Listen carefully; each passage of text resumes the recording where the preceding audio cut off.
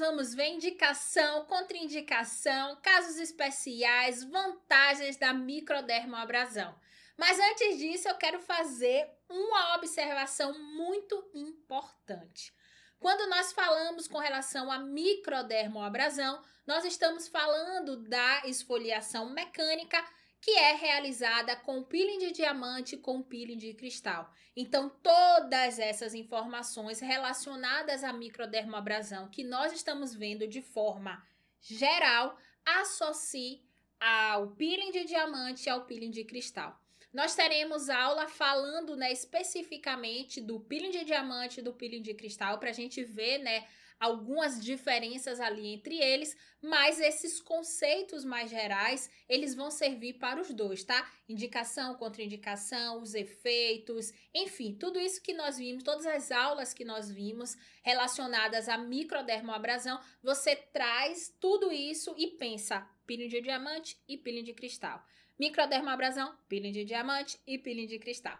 E depois a gente vai ter uma aula exclusiva falando sobre cada um deles, para a gente poder entender, como é o diferencial que um tem e que o outro tem. Mas vamos lá, começando pelos parâmetros clínicos. Nós temos os parâmetros que são desejáveis e os parâmetros que são indesejáveis. A gente não quer de jeito nenhum. Como parâmetro clínico desejável, nós queremos um eritema suave, então a pele fica vermelhinha, tranquilo, é o esperado da realização do procedimento. Mas tem os parâmetros indesejáveis, como as petequias, as púrpuras e desconforto excessivo, como dor e sensação extremamente irritante. Se você está realizando o peeling, o cliente está tá muito irritante, não tô aguentando.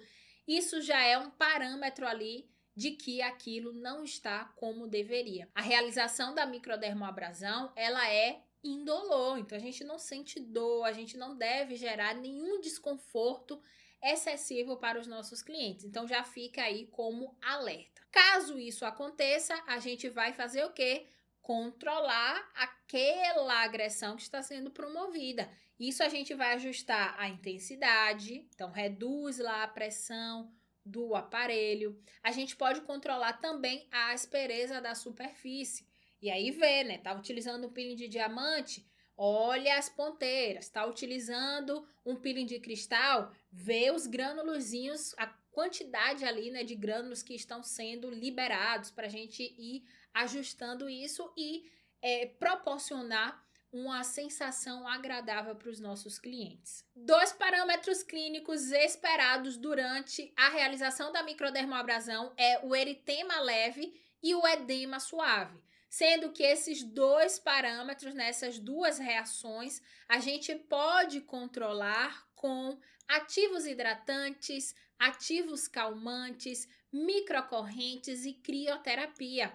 Lembra que eu falei, das esferas crioterápicas quando nós falamos com relação a tratamento, tratando algumas complicações que tinha, para botar compressa de gelo, e eu falei das esferas crioterápicas, são essas esferas aqui. Então essas esferas a gente pode colocar na geladeira, pode colocar em algum lugar, que fique ali refrigerado, e quando for fazer o tratamento, a gente pode pegar para fazer uma massagem geladinha na cliente, que vai ser maravilhoso. Então, teve aquele eritema, teve aquele edema, mas você quer controlar, é esperado, mas mesmo assim você quer fazer com que o cliente saia com o eritema mais controlado, com o edema mais controlado, a gente pode utilizar esses recursos aqui, tá? Crioterapia, microcorrentes, calmante e hidratante. Agora nós vamos ver as indicações da microdermoabrasão. Primeiro que eu coloquei aqui foi o fotoenvelhecimento para atenuação de rugas, com resultados bem interessantes.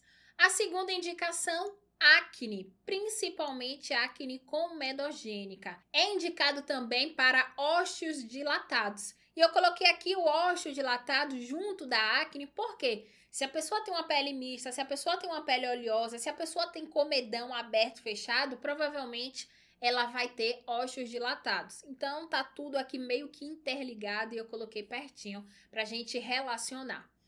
Outra indicação são as sequelas de acne, as cicatrizes atróficas. Nesse caso aqui, a gente vai precisar fazer uma agressão mais intensa, só que é importantíssimo que a gente avalie essa cicatriz, porque não é toda cicatriz que vai apresentar resultados interessantes. E aí é importante, né, que a gente faça a avaliação e a gente comunique isso para o cliente, para depois o cliente, né, não ficar chateado, porque imaginou que seria de um jeito e não foi.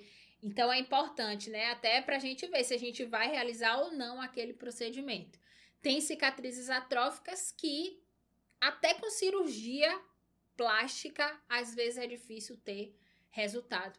Então, é importante que a gente saiba avaliar para poder ver, né, se a gente pode fazer alguma coisa, se vai encaminhar para um dermatologista para poder, né, fazer alguma cirurgia, alguma coisa assim nesse sentido, tá? Então, avaliem a cicatriz e converse com o cliente de vocês para que todas as informações elas fiquem claras. Uma outra indicação é a hipercromia, e aqui a gente coloca um asterisco, porque a microdermoabrasão, ela vai ser um coadjuvante no tratamento da hipercromia. Por quê? Porque a gente vai fazer uma remoção dos corneócitos que estão pigmentados. A gente não vai atuar no processo de formação de melanina, lá nos melanócitos. Não, isso não acontece com a microdermoabrasão. Ela é superficial, então entra como um coadjuvante. A gente precisa atuar nos melanócitos, realizar um peeling mecânico, seja um peeling de cristal ou um peeling de diamante, superficial, sem gerar muita agressão, para a gente não ter o efeito rebote, não ter a hipercromia pós-inflamatória. E a gente atuará removendo esse corneócito que já está cheio ali de melanina, tá? Então entra como coadjuvante, mas pode sim ser usado em hipercromias, como no caso do melasma. Então recebo muita pergunta: Nath, eu posso usar o peeling de diamante no melasma? Pode, porque você controla a agressão. Se você faz uma agressão controlada, uma agressão muito superficial, só para remover esses corneócitos, essa camada córnea, esses corneócitos que estão cheios de melanina, tá tudo tranquilo. A gente não gerou muita inflamação, não estimulou o melanócito para poder produzir mais melanina. Então pode ser feito, tá? Desde que faça da forma correta. Uma outra indicação é a pseudofoliculite, e nesse caso aqui, essa esfoliação vai permitir a expulsão do pelo e, consequentemente, o controle da inflamação. Então, também pode ser utilizado em pseudofoliculite, também utilizado em estrias. Muito legal, muito interessante, eu gosto bastante. Normalmente eu faço combinado, né? Então, utilizo o peeling, né, de diamante, combinado a um peeling químico, enfim, faz uma combinação ali de peelings para a gente poder ter um resultado ainda melhor. A microdermoabrasão, ela também é indicada no pré-operatório, antes da cirurgia plástica. Por quê? Porque iremos promover um afinamento epidérmico, um estímulo ali, né, dos fibroblastos, melhorando a qualidade da pele, inclusive a elasticidade e a hidratação. Então, pode ser utilizado. Lembrando que tem também o intervalo ali. Ver o dia da sessão, né, o dia da cirurgia plástica do cliente, para a gente poder ver se ainda pode realizar a esfoliação, a microdermoabrasão ou não, tá? Então é importante a gente entender também quando é que vai ser a cirurgia, para a gente ver até quando a gente pode realizar a microdermoabrasão. E como eu sei que você vai me perguntar, eu ia passar aqui direto, mas eu falei, não, tô ouvindo aí as perguntas. Qual seria esse tempo, né, antes da cirurgia? De uma forma geral, de 15 a 10 dias antes da cirurgia, ainda pode realizar a microdermoabrasão. Não faz com 3 dias antes da cirurgia, 2 dias antes da cirurgia. Não, porque ao invés, né, de facilitar, a gente pode prejudicar aquela cirurgia, tá? Então, 10, 15 dias antes pode realizar, que a gente vai ter, né, todos esses benefícios que eu relatei aqui. É indicado também pré-procedimento. Qualquer procedimento que eu for fazer, eu posso utilizar a microdermoabrasão antes, para poder diminuir a impedância, a barreira ali protetora da pele e ter um resultado melhor, né? Potencializar o cosmético, potencializar a eletroterapia. Também a gente consegue melhorar, né, o aporte sanguíneo, oxigênio, nutrição tecidual, favorecer a permeação de ativos que eu acabei falando, né? Então, quando a gente diminui essa impedância, quando a gente promove esse afinamento epidérmico, a gente favorece também a permeação de ativos e também os resultados das eletroterapias, porque a gente não vai ter tanta resistência. Então, pode ser utilizado também como preparação ali da pele para o que você quiser fazer, para a disfunção que você quiser tratar. Chegamos nas contraindicações. A primeira contraindicação são lesões inflamatórias. Se a pele está inflamada, se tem alguma lesão inflamatória naquele local, naquela pele, não faz a microdermoabrasão. Hemangiomas também é uma contraindicação. São tumores benignos formados pelo acúmulo anormal de vasos sanguíneos, que é essa fotinha aqui que eu coloquei. Tem outros nomes também, tá? Então tem pessoas que falam que é o sinal de Rubi. Eu tenho. Meu marido também tem um bocado desse aí. Então verifica, porque isso aqui, se a gente passa, né, o peeling de diamante ou outros procedimentos também, se a gente lesiona, que essa pele ela é bem fininha, se a gente lesiona essa pele, né, que tá ali fazendo a proteção daquele monte de vasos sanguíneos, é uma quantidade de sangue absurda, jorra muito sangue. Então a gente tem que ter cuidado com relação a isso. São tumores benignos, mas eles não são removidos com a microdermoabrasão, certo? Quer remover? Marca o dermatologista para poder fazer a remoção, e a gente, quando for realizar o procedimento, não faz a microdermoabrasão em cima desse hemangiomas, tá? Ou sinal de Rubi, enfim, como é que você conhece. Lesões vasculares, contraindicado também, sensibilidade ou alergias, gravidez. Se a pessoa está gestante, a gente evita quase tudo. Não é nem que vai gerar alguma coisa, que vai acontecer alguma coisa com o bebê, quando a gente fala de microdermoabrasão. Eu acho que é um dos aparelhos mais tranquilos para serem utilizados durante a gestação. Não tem nenhuma corrente sendo emitida ali, né, para o cliente. A gente promove uma pressão negativa, mas não tem passagem de corrente como nós temos em outros equipamentos, formação de campo eletromagnético, aquela coisa toda. A microdermoabrasão é mais tranquilo, a vacoterapia, né, de uma forma geral, é mais tranquila. Mas normalmente a gente evita realizar vários procedimentos em gestante porque não tem comprovação científica, porque fica sempre aquele, né, a corda arrebenta ali pro mais fraco, então aconteceu alguma coisa que não tem nada a ver com o que você fez, mas possa ser que a culpa caia para você. Então é importante a gente ter todo esse cuidado, por isso que fica uma contraindicação.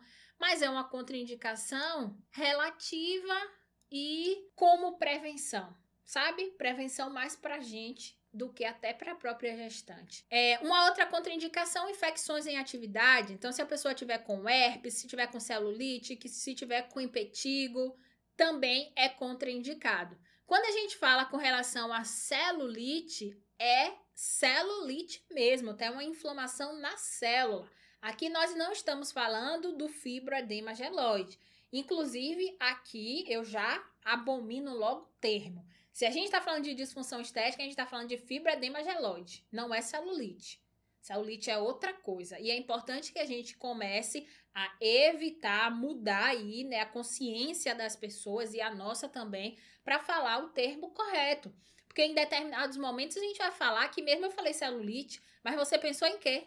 No fibroedema geloide, logo de início?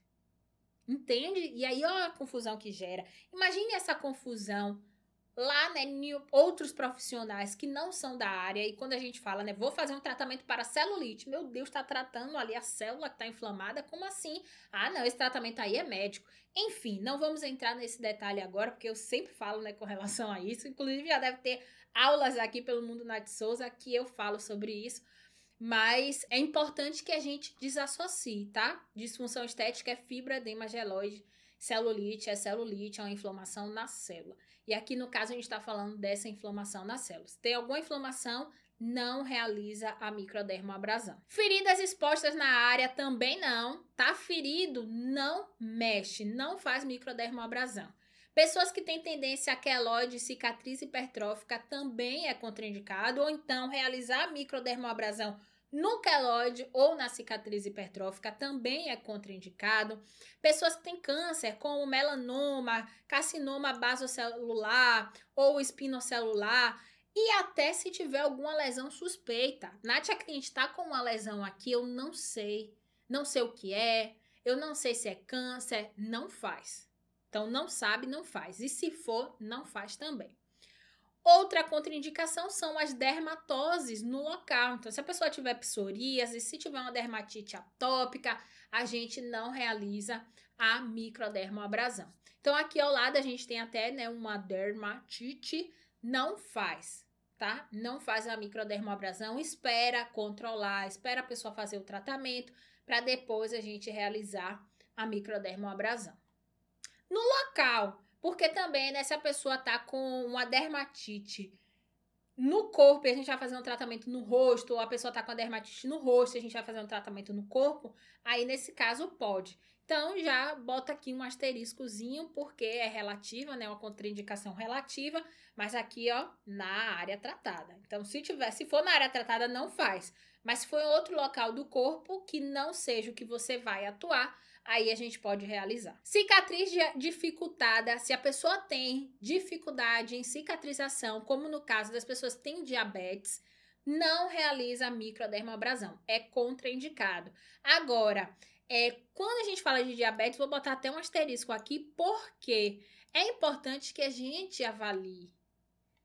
A cliente tem diabetes, mas a diabetes é controlada, a pessoa faz tratamento, a pessoa segue tudo direitinho, aí a gente pode fazer. Então, a Nath, a cliente tem diabetes, mas o açúcar dela tá controlado, ela toma medicação, pronto, pode fazer o tratamento. Agora, se for aquele descontrole absurdo, aí a gente não faz, porque a gente já sabe que é uma cliente que não vai seguir nem o que a gente fala. Se é a saúde, que é vida ou morte, perder um braço, perder um dedo, perder uma perna, ela não tá se portando, ela vai se portar com os tratamentos estéticos, é saúde, é saúde. Estética é saúde, mas tem uma diferença, né? Tem uma diferença quando a gente tá falando ali de vida ou morte e quando a gente tá falando de algo que não vai ser vida ou morte. Entende o que eu tô falando? Então, quando a gente fala de diabetes é uma doença que a pessoa pode morrer. Ela vai matando aos poucos. Então, a pessoa fica sem o pé, amputa dedo, amputa perna. Então, uma série de complicações, né?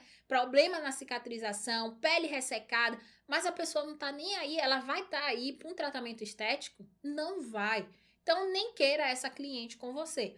Mas, ó, Nath, tem diabetes, mas a alimentação é boa, o açúcar tá controlado, ela tá fazendo o tratamento, utiliza medicamento, aí sim a gente pode avaliar o que a gente vai fazer e também controlar o nível de agressão a ser feito nessas clientes, tá? Mas eu botei um asteriscozinho aqui por conta disso. Distúrbios hemorrágicos como trombocitopenia ou pessoas, né, que utilizam anticoagulante. A gente viu, né, lá quando a gente falou de púrpura e tal, que a utilização de anticoagulante pode favorecer. Então é importante que a gente vá avaliando para a gente decidir, né, se a gente vai fazer, se não vai fazer, qual vai ser o nível de agressão, tudo isso vai ser importante. Atrofia cutânea. Normalmente as pessoas, né, que fazem aplicação de corticoide é terrível quando ele é utilizado por longos períodos, causa várias reações, né, no organismo, na pele também dos nossos clientes. Então é importante a gente avaliar com relação a isso. É uma pessoa que faz uso constante de corticoide, a gente já fica com a anteninha ligada. Pessoas que têm síndromes genéticas também, que é até a foto que eu coloquei aqui, Ehlers-Danlos, não sei inglês, mas a gente vai arranhando aqui. A gente arranha. Que é justamente essa foto aqui, essa síndrome, né? É uma síndrome genética, onde a pessoa ela tem uma super elasticidade. Também é contraindicação da microdermoabrasão. Doenças sistêmicas não controladas, outro asterisco, porque aqui a gente está falando de não ser controlada, tá? Então, ó, tá controlada, o médico liberou, conversa com o médico, pede relatório, pede autorização para você decidir se você vai fazer o tratamento ou não.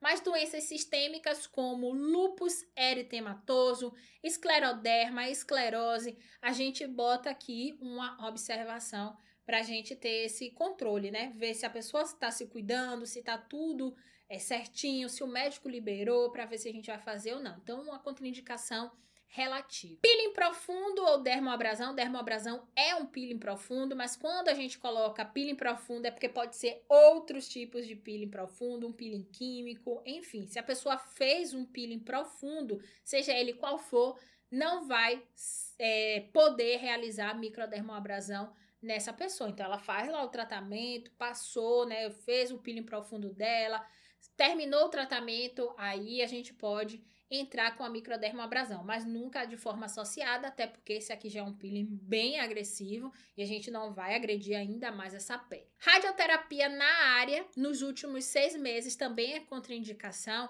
e aqui eu tô falando de radioterapia, não estou falando de radiofrequência, presta atenção, radioterapia na área, não realizar a microdermoabrasão só após 6 meses, uso de isotretinoína só após 6 meses, mas aqui eu vou botar também um asterisco, sabe por quê? Quando a gente fala com relação à isotretinoína, é importante que a gente observe a pele do cliente, é importante que a gente observe a dose que o cliente utilizou daquele medicamento, para a gente ver se a gente pode realizar a microdermoabrasão ou não. Então, a Nath, a pele parece que não fez nada. A dose foi muito baixa. Ah, então eu posso fazer aqui a microdermoabrasão. Nath, a pele tá muito sensível, tá muito fina. Não faz a microdermoabrasão. Espera passar, né, o processo, o tratamento, né, com a isotretinoína, e aí depois a gente faz a microdermoabrasão. E nesses casos aqui a gente vai utilizando outros recursos. Então, é entender ali o que está acontecendo, a necessidade da pele, e a gente ir tratando a pele com base nisso. Então, a pessoa está usando isotretinoína, é o momento da gente hidratar aquela pele, da gente nutrir aquela pele, e não o momento da gente agredir ainda mais aquela pele. Entende? Então, é importante também a gente entender isso. Às vezes, a gente fica só com o tratamento em mente, né? Ah, não, tem que fazer a limpeza de pele. Ah, não, eu tenho que fazer esse peeling de diamante. Ah, não, tem que fazer isso, tem que fazer aquilo. Às vezes, o cliente que pede. Não, o cliente não tem que pedir nada, não. Quem tem que determinar o que deve ser feito é você, que é profissional, que está aqui estudando, se atualizando, correndo atrás, estudando não sei quantos anos da vida, vai continuar estudando para o resto da vida. Então, quem tem que decidir o que o cliente vai fazer é você, não é o cliente. Então, não é o cliente te ligar e falar assim, eu quero fazer uma microdermoabrasão. Eu quero fazer um peeling de diamante. Eu quero fazer um peeling de cristal. Oi? Não, querido. Você quer marcar uma consulta, a gente vai fazer sua consulta e aí eu vou decidir o que é que você tem que fazer. É mais ou menos assim, mas claro que a gente não vai falar desse jeito pro nosso cliente, né? A gente não vai falar assim. Mas é isso que a gente precisa trabalhar também para mudar essa consciência. As pessoas precisam marcar consulta, dizer o que elas têm e a gente determinar um programa de tratamento. Então, quando eu vou para um médico, eu vou para o médico e digo para o médico, eu tô sentindo isso. E aí? Aí o médico vai falar, exame, pra gente ver o que é, pra eu decidir o que é que vai ser feito. Em conjunto, óbvio, porque sempre é em conjunto. Porque se eu também for pro médico, o médico fala assim, tem que fazer essa cirurgia, eu falar assim, eu não quero operar, não. Eu não vou operar, é eu que decidi. Mas é tudo em conjunto, sabe? Pô, doutor, eu não quero operar, não. Tem um outro tratamento, tem um outro. E aí a gente vai vendo o que é que pode ser feito. Não. Enfim. Mas quem determina, né? Quem dá o direcionamento é o profissional. Não é o cliente. Não sou eu. Não sou eu que vou chegar pro médico e vou falar assim, eu quero essa cirurgia aqui porque eu tô com isso aqui. Não é dessa forma que funciona. E a estética é a mesma coisa. Então, a gente precisa mudar esses conceitos que foram inseridos na estética, mas que estão completamente errados. Hoje em dia, a gente sabe que estética não é pegar um protocolo e aplicar protocolo. Estética é tudo isso aqui que a gente está vendo.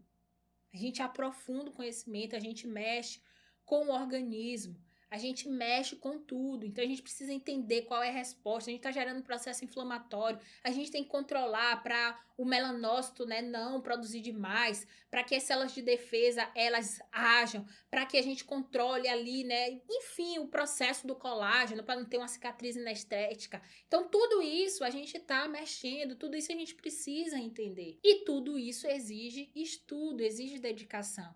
Por isso que eu sempre bato nessa tecla. A gente precisa, como profissionais, mudar essa visão que as pessoas têm da estética. Porque nós não somos funcionários dos nossos clientes, que eles falam assim, eu quero isso e vai ser isso e acabou. Não. A gente que tem o conhecimento. A gente que tem, então a gente vai decidir o que vai ser melhor. Você quer o quê? Você quer o quê? Não, né? Você tem o quê? Nath, eu tô com essa acne, eu tô com essa mancha, eu tô com isso, tô com aquilo, pronto. Aí eu vejo, a gente vai avaliar também as características da pele. Então, a pele tá desidratada, a pele tá sensível, a pele tá hidratada, como é que tá essa elasticidade, tudo isso a gente vai ter que avaliar para decidir o que vai ser melhor para aquela cliente, além de investigar ainda a vida dela para poder saber. Então, é uma cliente que fica o dia todo no ar-condicionado, é uma cliente que salva-vidas e fica o dia todo na praia, porque a gente precisa saber disso para a gente ver como é que a gente vai adequar, qual tratamento vai ser melhor para aquele caso. Entende? Então, é importante a gente ir fazendo todas essas avaliações e ir personalizando, né, os nossos clientes. Então, não é todo mundo que vai usar isotretinoína que vai ter as mesmas reações. Não, um vai ter essa reação, o outro vai ter aquela, o outro vai ter todas, o outro não vai ter nenhuma. Um usou tal dose, o outro usou outra dose, e essa dose deu essa reação, mas aquela outra dose não deu. E a gente precisa avaliar isso para poder decidir se vai ser feito ou se não vai ser feito. Então, botei aqui um asterisco na isotretinoína por conta disso. Acne inflamada, tá aqui a foto. Se o cliente ele tá com o rosto muito inflamado, não faz microdermoabrasão, porque vai machucar, porque vai doer, porque vai dar acne escoriada, porque a gente vai ferir ainda mais aquela acne. Imagine passar uma lixa em uma pele que já está toda cheia de lesão, toda com pápula, com pústula. Então a gente evita, tá? Acne inflamada e pápulas ou pústulas, e indicação é acne comedogênica. Eczema também é contraindicada a utilização da microdermoabrasão. Cliente que não usa protetor, clientes que têm expectativas irrealistas e clientes que têm transtornos dismórficos corporais. Isso significa o quê? Botei até aqui a foto. Sabe quando a pessoa ela se olha no espelho e ela não vê o que ela enxerga uma outra coisa completamente diferente? Então, isso aqui é um transtorno corporal. E essas pessoas aqui, elas são contraindicadas para esses procedimentos. Porque é importantíssimo que a gente classifique, sabe? Quem pode fazer os tratamentos. Então, esse pode fazer esse tratamento, esse pode... Por conta de tudo que eu falei, né? Não vou repetir, mas por conta de tudo que eu falei, com relação a trabalho, hábitos de vida, característica da pele. E a gente vai somando isso tudo e a gente vai vendo o que vai ser benéfico para aquele cliente e não. Então, se o cliente não utiliza protetor solar, não faz peeling nele. Porque ele não vai ter cuidado, porque vai ter uma reação, porque ele não teve cuidado, que aí não vai ser nem culpa sua, mas ele vai te culpar por conta disso. Eu fiz o peeling com você, então a culpa foi sua. Não, querido, foi sua que se expôs ao sol, que não usou protetor solar, mas ele não quer nem saber. E aí bota na justiça, e aí olha qual a complicação. Então, se o cliente ele não segue as recomendações, se ele não utiliza protetor solar, a gente já vai descartando, já sabe que esse procedimento aqui não é para você, esse procedimento aqui não tem o seu perfil. Claro que a gente não vai falar isso para o cliente, né? Mas a gente já vai avaliando aqui, ó, e decidindo o que vai ser feito e o que não vai ser feito. A gente pode ter esse poder de decisão. E é assim que deve ser, porque nós somos os responsáveis por aquele cliente, porque a gente tem o conhecimento. Então, a partir do momento que você tem um conhecimento com relação a alguma coisa, se você conhece mais disso do que eu, você tem mais responsabilidade do que eu. Então, quando eu sou criança, eu atravesso a rua. Gente, criança anda assim, corre, que eu fico assim, ai meu Deus, não sei, porque não bate, não bate na parede, não acontece as coisas, né? Mas ela não tem noção do perigo, ela não sabe, ela não tem conhecimento, a gente tem. Então a gente faz o quê? Ó, o carro pega a mão, vai atravessar a rua só comigo, aí, ó, cuidado, e não é? A gente vai dando esse direcionamento. Na nossa vida profissional é assim também. Nós temos mais responsabilidade do que os nossos clientes, porque o cliente não tem informação, não tem obrigação também de ter essa informação. E quem tem essa informação somos nós, então nós somos responsáveis. Se eu sei que o cliente ele não usa protetor solar, se eu sei que o cliente ele não utiliza home care, eu já vou vendo o perfil dele e determinando aqui qual tratamento vai ser mais seguro e qual vai ter mais risco. E a gente vai decidindo fazer o que tem mais segurança. Então, tenho essa característica aqui do meu cliente. Então, o tratamento mais seguro para ele é esse.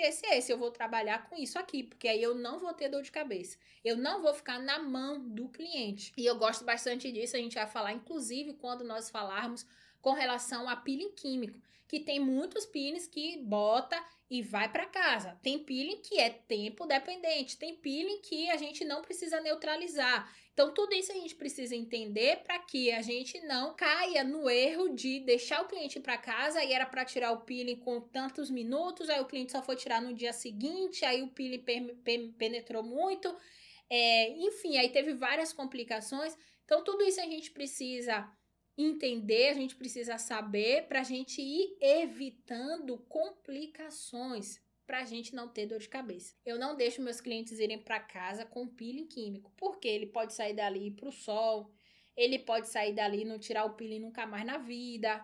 E aí? Quem é que vai ser responsável por isso? Eu, não é mesmo? Então eu já, não, vou tirar aqui. Pronto. Então tudo isso a gente precisa ir avaliando. Com relação às expectativas irreais, a mesma coisa. Então, se a pessoa vai fazer um tratamento e ela acha que ela vai ter a pele, ó, eu tenho uns 50 anos, não tenho 50 não, viu? Eu tenho 20, 24, 25, por aí. 24, acho que eu tô com 24. Brincadeira, eu tô com 31. Mas a pessoa tem 50 anos, aí ela vai fazer um tratamento e ela quer a pele dela de quando ela tinha 10 anos. Nath, eu quero minha pele igualzinha. Não, quando terminar esse tratamento aqui, minha pele vai estar, sabe?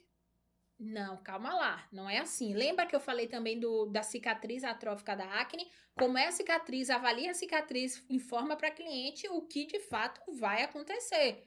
Qual percentual ali, em média, porque também não é uma certeza absoluta, da melhora que a gente pode promover. Isso é importantíssimo a gente determinar. Então, se tá com aquela expectativa de que aquilo ali vai salvar a vida dela, aquilo ali vai, sabe, vou me transformar e vou virar um bebê de novo, a gente já, não vai ser assim, não é assim. Então, é melhor não fazer, porque senão depois vai falar, não, mas foi porque você não era uma boa profissional, porque se eu tivesse feito com fulano, aí meu rosto ia estar de 10 anos de idade, aquela coisa toda, né? Então, a gente vai avaliando isso. E quem tem transtorno, não adianta, a gente vai fazer o que for, a pessoa vai continuar se achando feia, vai continuar achando que não tá bom e aquilo não vai parar nunca. Então, nesses casos, né, tem alguns casos que é importante que a gente indique um tratamento com psicólogo para poder fazer terapia, porque tem muito mais a ver com essa parte do que, de fato, né, com a necessidade ali de um tratamento estético. E até se tiver a necessidade, né, do tratamento estético, pode ser que ela não veja a melhora, pode ser que ela não veja o quanto já está bom. Ela vai querer sempre fazer mais. Sabe aquele pessoal que coloca silicone ou então coloca harmonização, né, facial e quer mais e mais e mais e mais e mais. E aí o rosto já está todo deformado, mas a pessoa ainda quer mais, mas nunca está satisfeita. Então, é isso que acontece. Então, nesses casos aqui, não é o tratamento estético. Nesse caso aqui, é uma terapia para a pessoa poder se entender.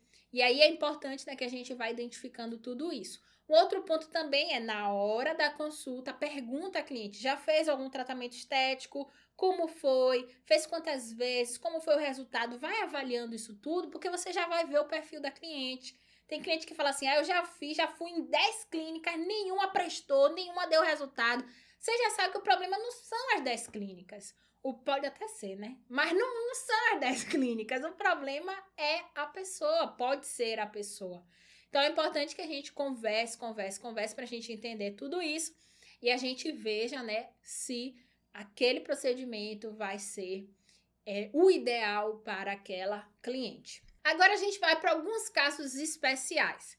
Começando pela queratose seborreica, que botei uma fotinha aqui, é essa primeira foto aqui. A queratose seborreica, se você pensar em fazer a microdermoabrasão ela pode até reduzir a hiperqueratose, mas ela não vai agir na hipercromia. Eu não recomendo a utilização da microdermoabrasão em queratose seborreica, mas tem algumas literaturas e alguns profissionais que vocês vão encontrar fazendo, né, a redução dessa hiperqueratose.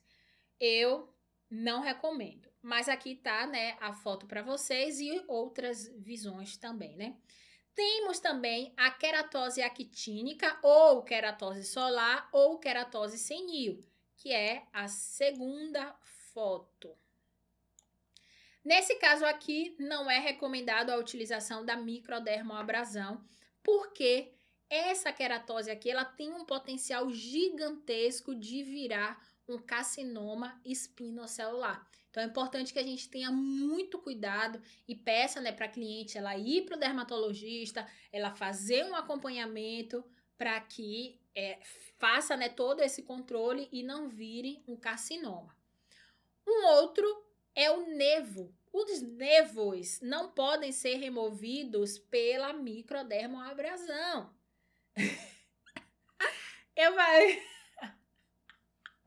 Eu falei, meu Deus, tá passando?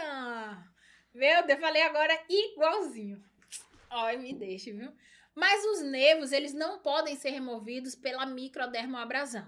Aqui na foto 3, tem a fotinha de um nevo para que você consiga visualizar. Temos também alguns distúrbios eritematosos, como a rosácea, as telangiectasias, a poiquilodermia de Sivate. E para esses casos aqui, para esses distúrbios, a utilização da microdermoabrasão, ela é controversa. Então, tem algumas literaturas, né, que defendem a utilização, dizem que pode realizar, né, a microdermoabrasão, e outras diz que não, porque a pressão pode agravar o eritema. Aqui na foto 1, nós temos a rosácea. Aqui na foto 2, temos a telangiectasia, aqui, ó, para vocês visualizarem. Aqui no caso a rosácea, fazendo a setinha aqui. Na testa também tem, né? Aqui também, na bochechinha. A foto 3, nós temos a poiquilodermia, que é justamente essa vermelhidão aqui na região do colo. Então, o uso é controverso. Eu evito, eu não utilizo.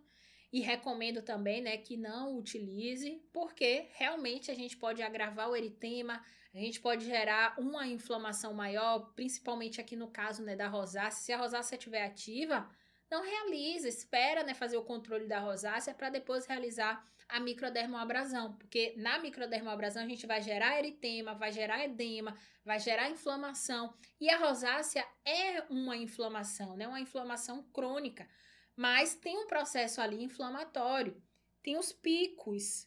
Então, se tiver ativa, evite gerar mais inflamação, gerar mais agressão naquele local. Eu prefiro utilizar ativos, né, que são hidratantes, calmantes, utilizar crioterapia também, para poder acalmar aquela pele o máximo possível. E nos locais, né, nas pessoas que têm telangiectasia, faz a microdermoabrasão e volta, mas não faz no local ali onde tem essas veiazinhas, né, as telangiectasias.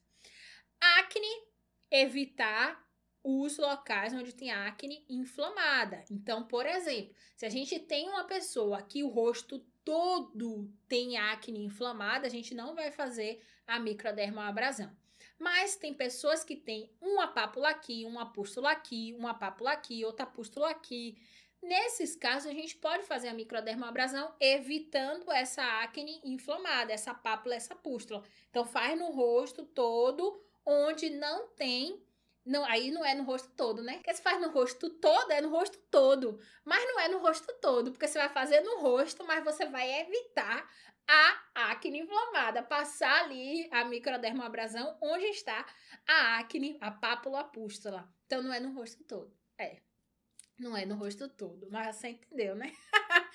Se tiver o rosto todo comprometido, todo inflamado, né, cheio ali de pápulas, pústulas, nódulos, cistos, evita utilizar a microdermoabrasão.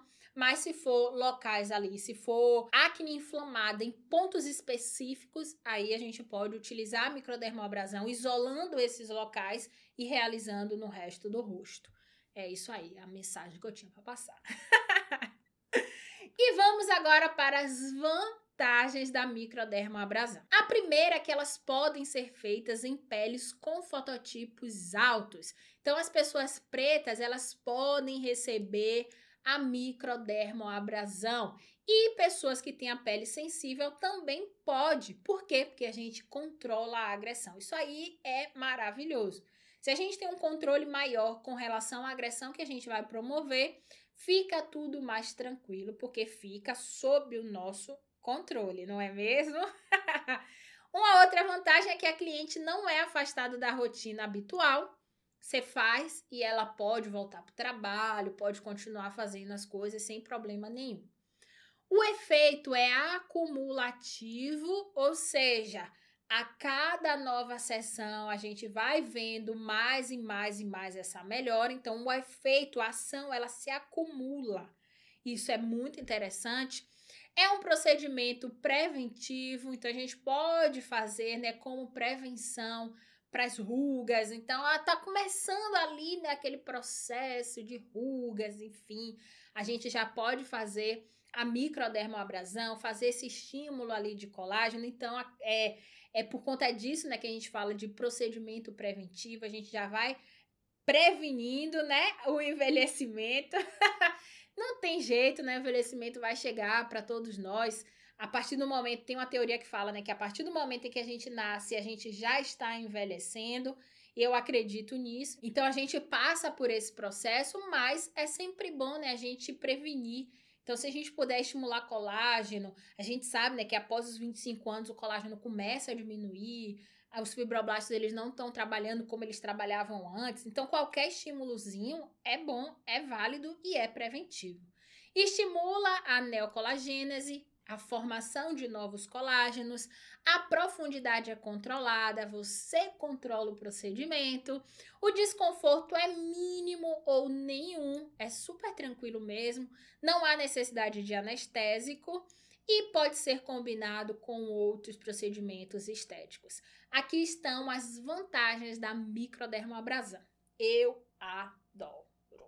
Mas eu adoro tudo, né? Eita, eu gosto de tudo que é... Tudo da estética eu gosto, tudo eu falo adoro. Eu lembro que eu ia pras feiras de estética com meu marido, aí eu falava assim, ó... Ah, é boa, eu gosto, é bom. Aí meu marido falava... É tudo bom. Eu falei, mas é verdade. É tudo bom e eu queria levar era tudo, né? Aí já naquela é bom, eu quero. Já a gente já quer levar tudo, que é tudo bom, porque é tudo ótimo. Aí ele falava, não tem alguma coisa aí que é ruim, não? Eu falava, não. É tudo bom, eu gosto de tudo, mas gosto mesmo, sou apaixonada pela estética e pela dermoabrasão, principalmente o peeling de diamante, eu gosto bastante. Chegamos ao final, eu espero que você tenha gostado. Qualquer coisa, coloca aqui com suas dúvidas que eu vou ter o maior prazer em te responder e eu te espero na próxima aula. Beijos!